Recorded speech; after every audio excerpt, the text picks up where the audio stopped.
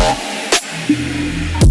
right, ladies and gentlemen, hello and welcome back to the B to Beast podcast, where we're capturing and sharing killer ideas for big business. And today we have got a beast in the building. He is a media entrepreneur, a content coach, and a viral content specialist, helping business owners embody and monetize their charisma.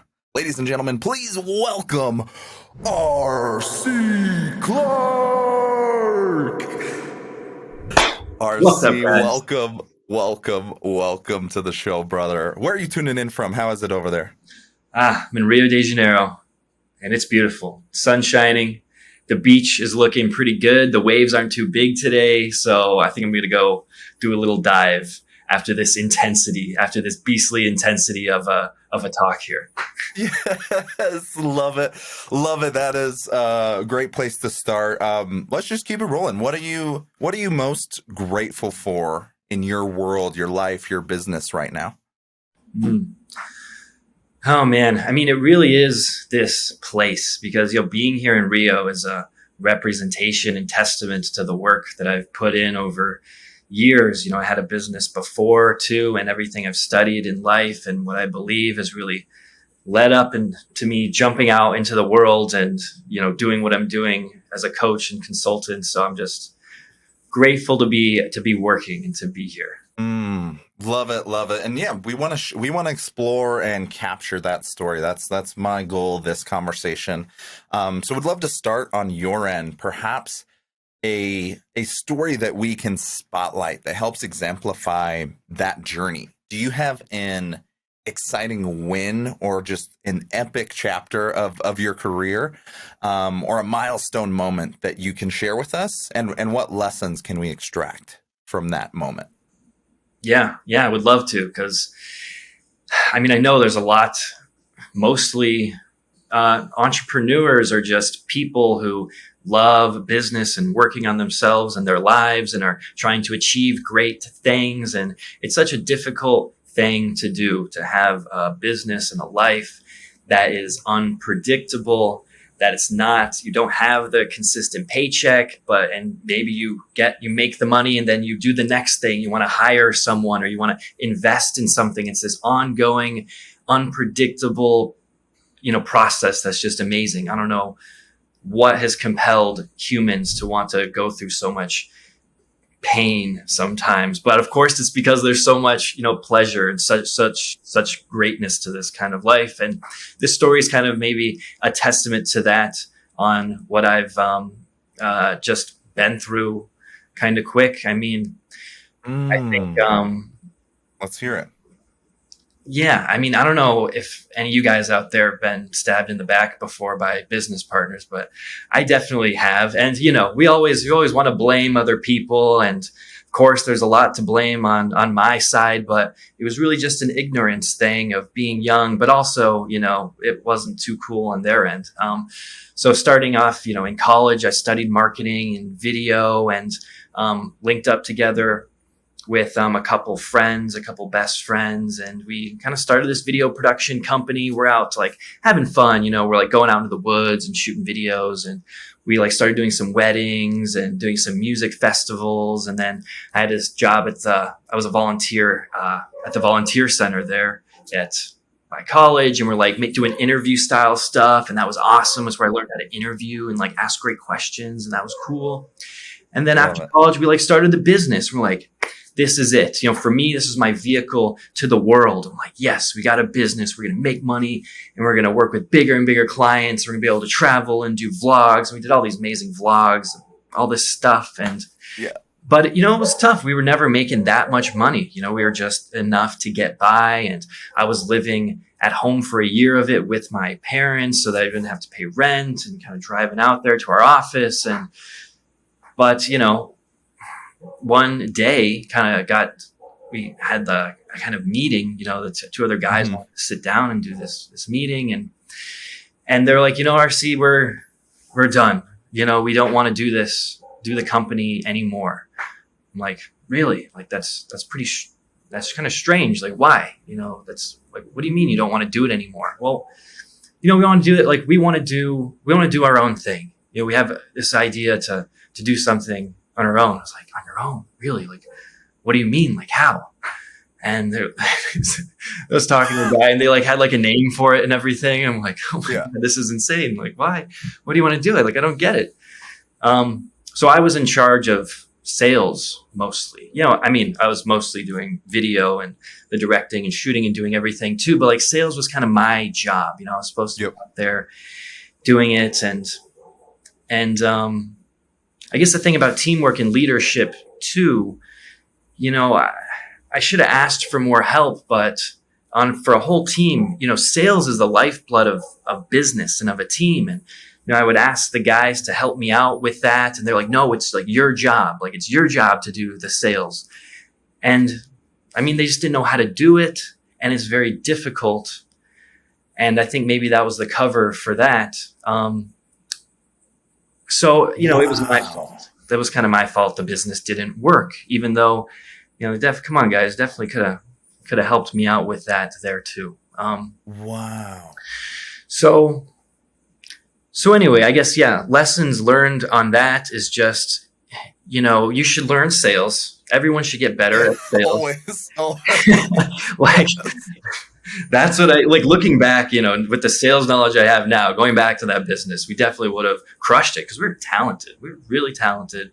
These guys are talented, but, and then I should have done better about rallying them to help and do that, making them understand. I put everything on me, and that wasn't right. So anyway, kind of part one. Next part, the happy part of this story, though, is that after that happened, just me, I was like, well, this sucks. Feel like shit, but I'm free. I'm free now. There was a lot of things that was holding me back about being on that team with them, things that I couldn't do, ideas maybe I couldn't implement, feel like I'm kind of holding on to this dead weight. Like, we're going to go to video shoots in the morning and these guys are still in bed like half the time. I just have to like come on, guys, this is our job. Like, we gotta go here. It was just ridiculous, even though they loved it and they just didn't have the right stuff, I think. But yeah. So worked in a grocery store for 2 years. Yeah, sorry, got some. No, this is that was deeper than I was expecting to hit. But it does bring up a few really key things, especially in the early stages of business building, of role clarity, having that clarity from the start. This is your lane. This is your lane. This is your lane. Boom. Huge piece of the puzzle we often see go awry of people just excited about the idea, the vision. But if you don't have that clarity down to like bullet point level per person, it's going to start to get messy. It's going to start to get a little ambiguous, convoluted. Who's doing this? Who's doing that? So I think that role clarity from the start is a huge, huge lesson that I see from this story. And then starting to lean into culture, like fit, personality, culture fits. Like it's sounding like it perhaps was a recalibration towards where you should have been all along. If you were hitting some of those resistance points of like, all right, folks, all right, guys, come on, we gotta do this. That might be a signal for you to carve your own path. And I think the listeners here today can really just understand how to be mindful of those moments and those signals. The positive ones of like, this is good, this is going great, we have clarity, everybody's on board, or the opposite. If people are sleeping in through your gigs, or there is that ambiguous, I guess, lack of clarity, those signals are very strong to read into. Perhaps we need a little bit of a recalibration. So I think that recalibration worked out for you because you are rocking and rolling on LinkedIn and in the digital space. I keep seeing you over and over and over again. So that's what I'd love to tap into on the second half of this show is your secret sauce. You're doing something right over there. So we'd love to understand and absorb that. So the first thing I want to ask is around like your day-to-day habits and structure. What habit or task do you consider non-negotiable? Just something you have to do pretty much every day. Some form of lead generation, some form of connecting with new people, people that are in my network, reaching out, starting conversations with them is absolutely especially, kind of with the story I just told you with my business. And that was really the failure, because I would take so long to think about the perfect pitch for this company. I'm like pacing back and forth for like an hour, thinking about all the angles that I could possibly address making this one phone call. And it's just like so many times it would just be nothing. Wow. And now it's so much more about starting a lot of in my process. So I know that especially on LinkedIn, DMs are not a very popular thing, but I'll tell you what, the way I do DMs is so good. I get compliments I book about 10 calls a week through DMs alone. And I get so many people that are like, RC, I love the way that you approached me. I love the way that you messaged me. It felt so natural. It was so, interesting. And I ignore 100 messages a day, but yours came in and I really just wanted to connect with you and get on this call with you. But it's not just the DM though. It's the content too. So content is that other. Now I got to be honest. I'm not every day I've got to post content. Yeah. I love it though. It's my favorite thing to do, but sometimes I don't, especially if I'm really trying to do like a boost in sales. Maybe I'll skip a day and I'll do some more kind of outreach on that end. But no, these people would not have said yes to if they didn't see my content and read the way that I'm, what I'm posting and the way that I'm posting it. Absolutely. No, and then you mentioned something there that I think a lot of people miss in this equation of digital marketing and content creation, is that you had the lane of just DMs and rapport building in there and the content going at the same time in unison. I think a lot of people think just an inbound strategy. I'm just going to go post content and people show up. Sure, like a small percentage do. And then the opposite end, people are just like smile and dial. If it's just a numbers game, bro. Like if you send 1,000 messages, well, one of them's gonna say yes. And it's like, okay, bro. Like obviously, there's like, yes, there is percentages where that pure inbound and pure outbound works, but the magic that we see over and over is the folks that can combine those and leverage both. Hey, you're posting your content here, which now leads to a DM, which leads to another comment on your next post, which leads to a follow-up on the DM, which is now a sales call and a closing and a deal and everything. And I think people convolute that path, thinking it's just going to be a straight shot, smile and dial and go get the sales. And I love that you mentioned the hybrid effect of posting content while also cultivating those relationships and doing the work in the DMs. I loved hearing that. And I want to go even deeper because you did share a little snippet that I think a lot of people might struggle with. And that is the DM outreach, direct messages to individuals. And you mentioned you have a good system, a good strategy, a good approach that apparently has a good response rate.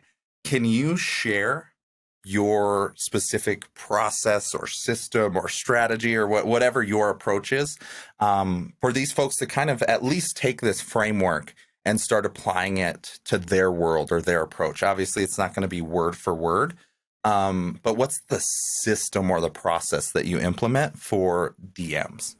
Mm-hmm.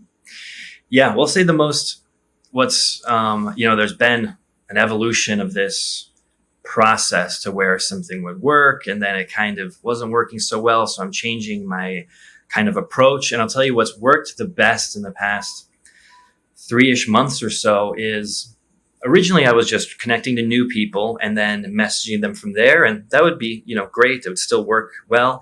But what I've actually done is now reopen people that I'm already connected to. So maybe because I always do an outreach when I connect with someone, I always say, hey, was checking out your profile a bit. Really love the mission you're on and the positivity you're spreading. It's much needed in today's times. I appreciate you. And I'll send that message to every person, because it's generic enough that it can go to everyone, but it's also personable. And I think just really cool. Just like, the other thing about this is I know my target market. I only connect with people that I actually do want to work with, that I can help. And it's because I've done the work to extremely understand the right person for me to work with, down to like how many, like I work with a lot of coaches, but not just coaches, with executive coaches. And I'm only going to work with executive coaches that have been in the game for like 6 to 10 years or so, and ones that like to post every day, because new coaches generally think they know everything about marketing and they haven't failed, So like, they're like, oh, what do you mean I need to like pick a market and have stronger messaging? I'll just do this. They just don't really get it. So I want to connect with someone who's like failed and they've tried marketing and they're been relying on word of mouth, and now they need another strategy. But anyway, so you really want to understand who that person is that you're talking to. And then what I do is I'll approach them. I'll use LinkedIn Navigator and I'll use those same filters, and I'll see, okay, who is it that I haven't reached out to, talked to in like 3-6 months or something like that. And I'll always start. So this is for me as a content coach, as a sales marketing kind of coach, is I'll always say, hey, just your last post just popped up for me. And I'll say that it has to be, if they haven't posted for 2 weeks, I don't want to talk to them anyway, because they're not my market, But if it's within a week, I can say, hey, your last post just popped up for me. It hasn't, but it's like it popped up because that's in LinkedIn, posts do pop up about a week. Longer than that, I don't say that because it's a lie. And then I'll say, hey, your profile, maybe I'll say your profile, I saw it on another friend's recommended connected list. I'll say like that. Yep.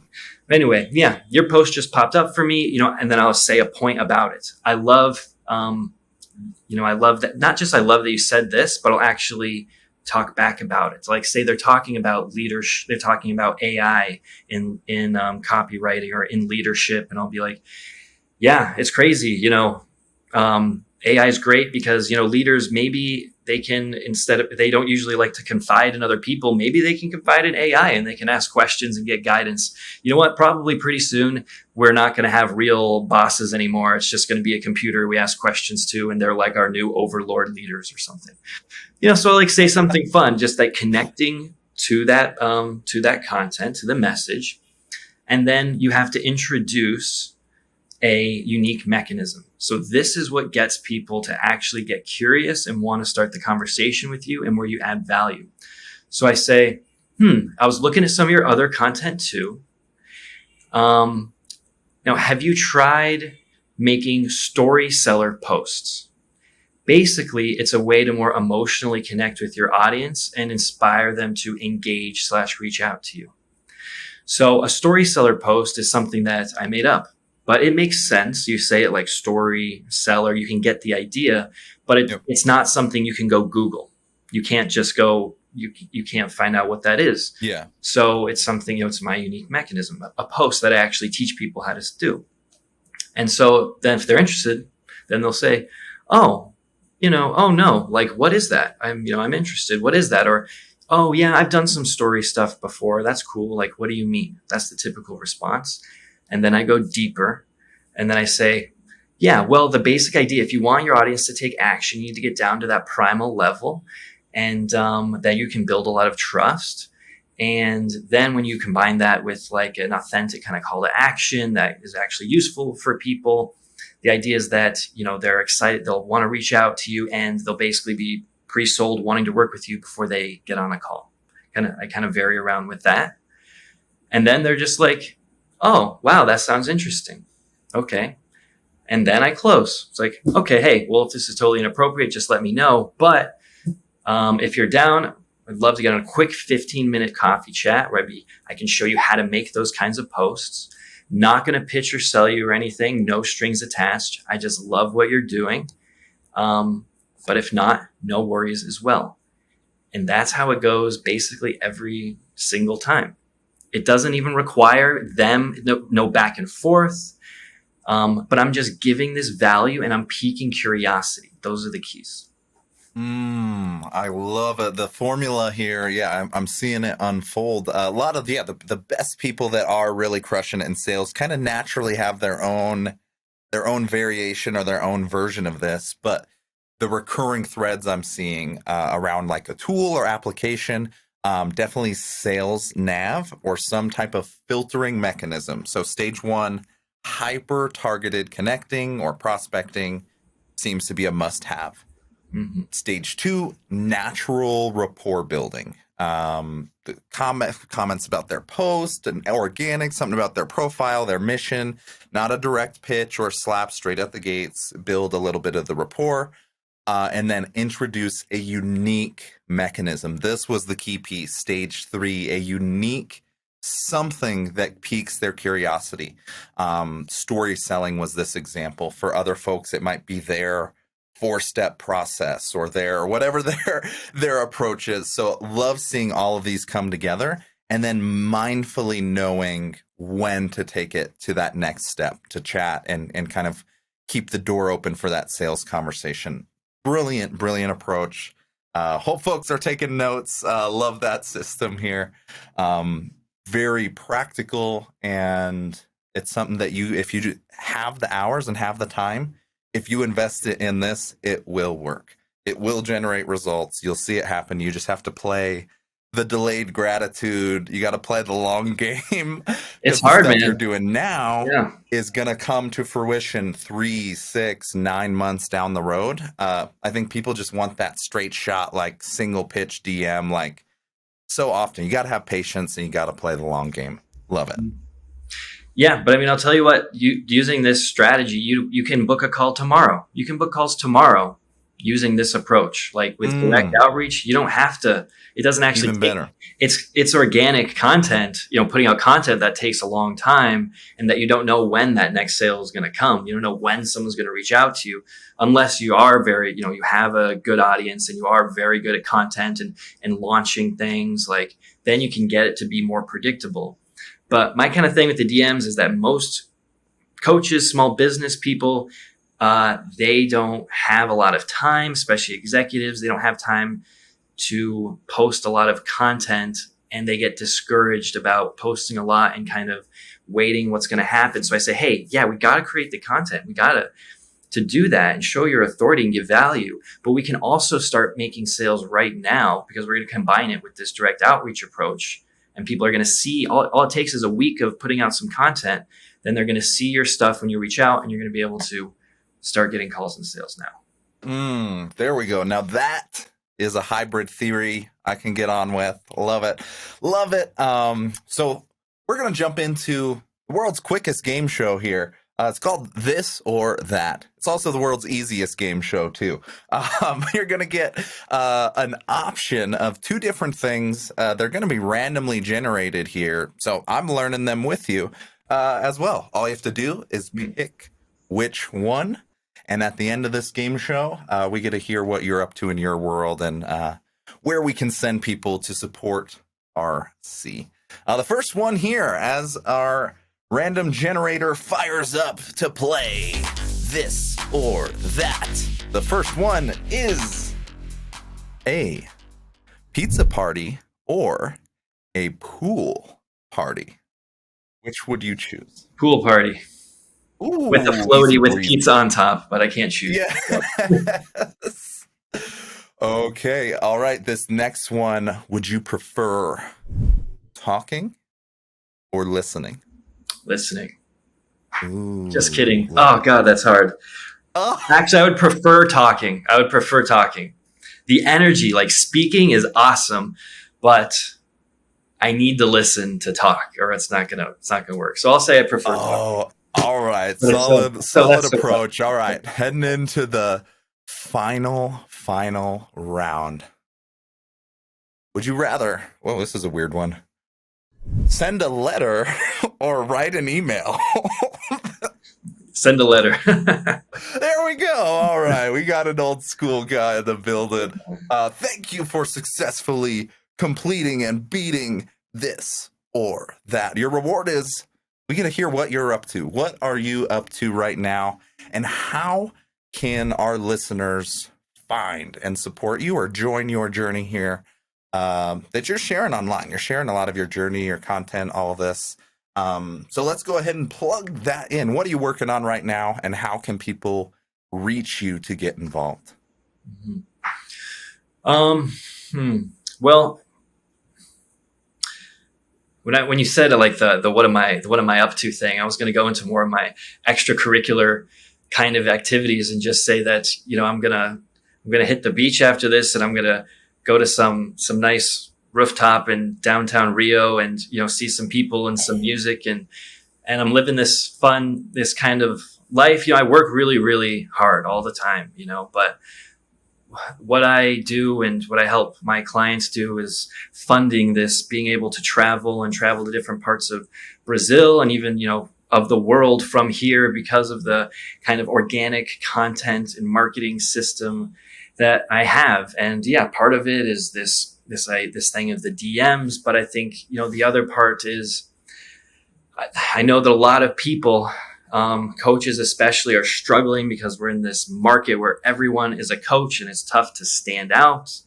And really, to me, like what I work on the most with people is that messaging. Market message match isn't enough. It's not enough to just know who you want to work with and say that I'm a coach. Like, you need what I call the market messiah match. You need a starving market, and you need a message that is just so compelling, so irresistible that someone has to reach out to you. And that's what I provide for my people. So if you're feeling like you've been working on your messaging, maybe even for years, and it's not getting anywhere, your content isn't getting anywhere, me and my partner, we're over 8 figures combined in sales through our writing and our messaging. So if you want that kind of power behind your stuff, start making these sales now, let me know. Just go to my LinkedIn profile. Everything is there. Absolutely amazing. And that one's super easy, folks. It's R.C. Clark. Easiest name you can find on LinkedIn. So highly, highly recommended. Great connection, great follow. And yeah, this has been absolutely amazing. Before we jump to our last final question here today, I just have to give a quick moment of appreciation and recognition because I have been following your journey and seeing that work that you put in. And I know it is not an easy job, especially for all that we're seeing is what's above the surface. And I can only assume that there's 90% more that you're doing behind the scenes that's not public. So I notice, appreciate, and recognize the effort you're putting in. And I'm twice as grateful for you to share all that secret sauce and these systems and processes here with our listeners today. So it's been very, very helpful, myself included, and everybody that's joining us today. So I just had to drop a quick thank you. Thank you for sharing all of this today. But let's get to our final question. We went into the nerdy stuff, the systems, the strategy. But this last question is for one specific listener that might have all of that, but they just need a little kick in the ass or a spark in the heart to really kick things to that next level. So what final words of advice or motivation can you share to send this listener into beast mode?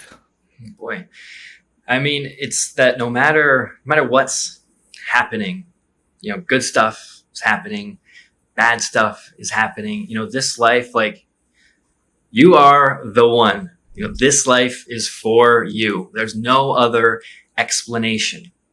Just this whole universe is here conspiring for you and for your good. And it doesn't matter what you're feeling now, how many weeks or even years it's been being in a funk.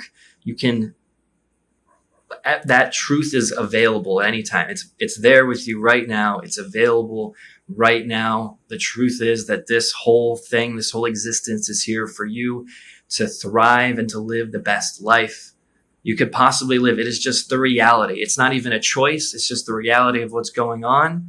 And you're in it right now. You already know this. So just accept this reality and just go forth and do these great things. Boom! There it is. Ladies and gentlemen, thank you for listening to the B2 Beast podcast. This has been R.C. Clark.